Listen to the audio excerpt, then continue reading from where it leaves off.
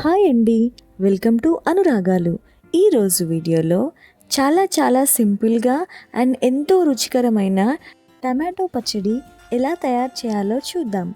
ముందుగా ఈ టమాటో పచ్చడి కోసం ఒక పాత్ర తీసుకొని 2 స్పూన్ల ఆయిల్ వేసి, ఆయిల్ వేడైన తర్వాత 2 గుప్పెళ్ళ పల్లీలు వేసుకోండి. పల్లీలని ఈ వీడియోలో చూపించిన విధంగా వేయించి పక్కన పెట్టండి. తరువాత అదే ఆయిల్లో కట్ చేసి పెట్టుకున్న టమాటా ముక్కలు అలాగే పచ్చిమిర్చి ముక్కలు వేసి ఫ్రై చేయండి. ఫ్రై చేస్తున్నప్పుడే 1.5 స్పూన్ ఉప్పు అలాగే 1 స్పూన్ పసుపు వేసి మరలా ఒకసారి కలిపి కంప్లీట్ సిమ్లో ఉంచి మగ్గించండి.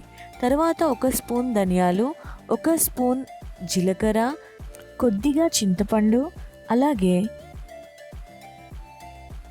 6 నుంచి 7 వెల్లుల్లి రెబ్బలు వేసి మరలా ఒక 5 నిమిషాలు కంప్లీట్ సిమ్లో ఉంచి మూత పెట్టి ఉడికించండి. మనం సిమ్లో పెట్టి ఉడికించినట్లయితే టమాటో అలాగే పచ్చిమిర్చి మగ్గిపోయి ఉంటాయి. ఒక గుప్పెడు కొత్తిమీర తరుగు వేసి మరొక 2 నిమిషాలు ఉడికించిన తర్వాత స్టవ్ ఆఫ్ చేసి ఈ మిశ్రమం అంతా చల్లారేంత వరకు పక్కన పెట్టుకోండి.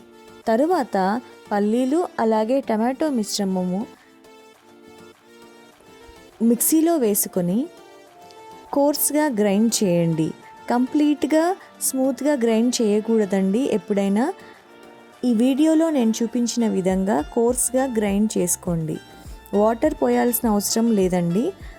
గ్రైండ్ చేసిన తర్వాత అదే బాండీలో 2 స్పూన్ల ఆయిల్ వేసి, ఆయిల్ వేడయ్యాక 4 ఎండుమిర్చి, 1 స్పూన్ ఆవాలు జీలకర్ర, 1 స్పూన్ పచ్చిశనగపప్పు అలాగే గుప్పెడు కరివేపాకు వేసి వేయించండి.